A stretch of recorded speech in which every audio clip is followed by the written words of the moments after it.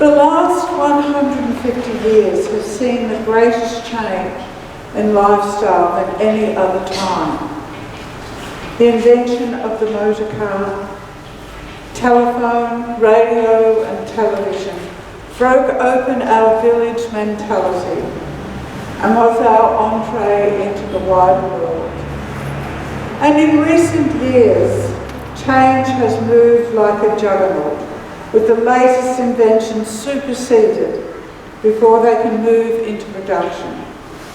In this age of technological revolution, with more and more everyday services going online, and as I feel, into the unknown, no matter how hard the struggle is, we have to learn to change, to keep up, or else we're lost. And in today's gospel, change was coming into the world of the Pharisees. The kingdom of God was on the move. The Pharisees were a powerful Jewish religious pressure group whose rise to power began about 200 years before Jesus' birth. Largely lay-led, their aim was to purify Israel through intensified observance of the Jewish law, the Torah, which is the first 5 books of the Old Testament. As a result, the Pharisees developed their own strict rules and regulations about the precise application of scriptures in everyday life and worship. We talk about the 10 Commandments, yet there was actually 613 commandments that the Jewish people had to abide by if they wanted to remain safe in God's grace. And I've got this book here, if anybody's interested, which lists the whole 613 commandments. Or you can trust me.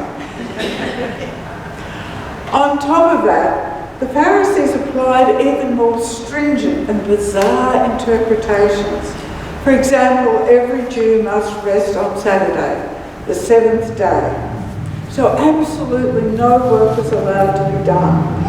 To ensure this, the Pharisees put together hundreds of pages of what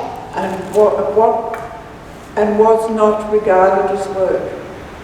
People were not allowed to light fires, draw water, prepare food, and for all of you, this will be a shock, spitting was not allowed because it would disturb the dirt and would qualify as ploughing.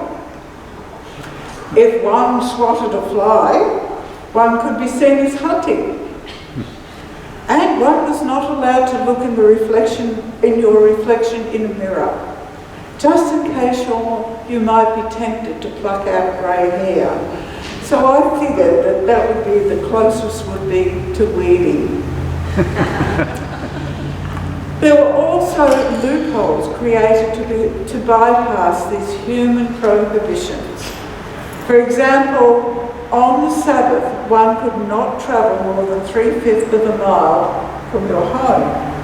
So the night before, one could leave food to eat a meal 3/5 of a mile away, thus making it a temporary home, and be able to travel further. By following these rules and regulations, the Pharisees thought that they knew how God wanted the Jewish people to worship, pray and behave. But effectively, they had imprisoned God within human-made rules. The people were ground down and the chains who bound them were chains of fear. That if they broke these rules, they would fall out of God's grace. Jesus describes the Pharisees as binding heavy burdens, hard to bear, and laying them on people's shoulders. He compares these burdens to wearing a yoke, a curved wooden beam fitted onto the shoulders and used to enable humans or force animals to carry or pull very heavy loads. The yoke symbolised slavery and oppression. And God's kingdom is all about love and compassion. So the arrival of the kingdom of God was bringing about change. But like all authoritarian figures, the Pharisees were happy with the status quo. John the Baptist, a recluse who lived on locusts and honey, dressed in camel skins, first announced the coming of the kingdom of God and was judged and dismissed, saying, "This man has a demon. He cuts himself off from human society and human pleasure." Then Jesus came, mixing with all kinds of people and enjoying life. And the Pharisees also rejected him, calling him a glutton and a drunkard, a friend of tax collectors and sinners. And it doesn't seem to matter who God sends. People judge and criticise. Jesus likens them to children playing a game, where the others won't join in. So they offer to play another game. But again, the other group says, "No, we don't want to do that either," because they'd rather sit back, criticise and find fault.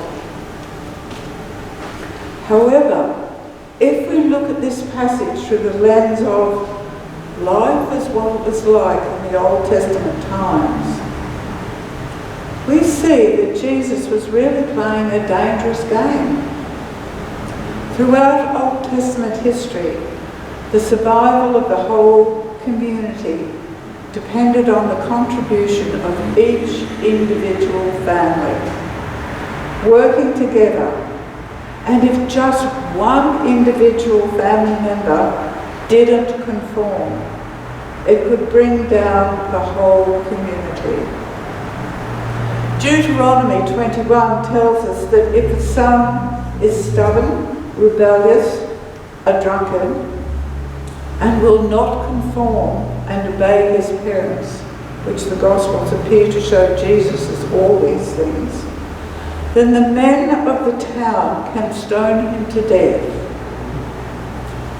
Yet despite these background threats of personal danger throughout his life, Jesus stands by his mission to break down barriers and build relationships of love and compassion. Jesus was opening a window onto the living God, and people were coming to listen to what Jesus had to tell them.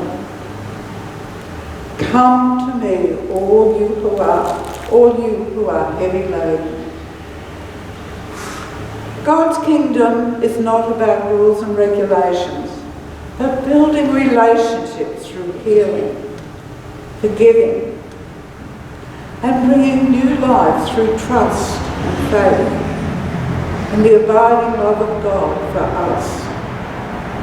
It's all about change of attitude and behaviour, to realise that Jesus is not going to stand over us and punish us, that Jesus' yoke is mercy and love.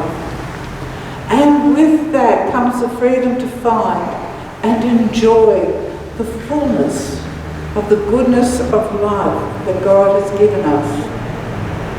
To discover that God's mercy and love can be found in every person, event, encounter, and relationship. We just have to choose to look for it. And even then, even in the mud and scum of things, there's always something seems. Now, you'd be very disappointed if I didn't tell you a story. So this one's about a beautiful golden Labrador named Sunbeam, who loved everyone. We can learn a lot about what life ought to be like from dogs, and I think many of us own a Sunbeam. However, sometimes when we're tired, just sat down, and there's a knock at the door, and we find ourselves saying, "Oh, who's that now?" But not Sunbeam. every time the doorbell rang, wagging her tail furiously, pure joy and anticipation in her whole demeanour. She excitedly dashed forward to greet the guest with, "Oh, another of these marvellous human beings. Oh, brave new world that has such people in it." And this is what it's like when we are wallowing in the yoke of God's love. Our world opens up, change doesn't bother us. As like sunbeam, we anticipate in every person, situation and occasion that touches us an encounter with God's grace. The burden given and carried in love is always light. Amen.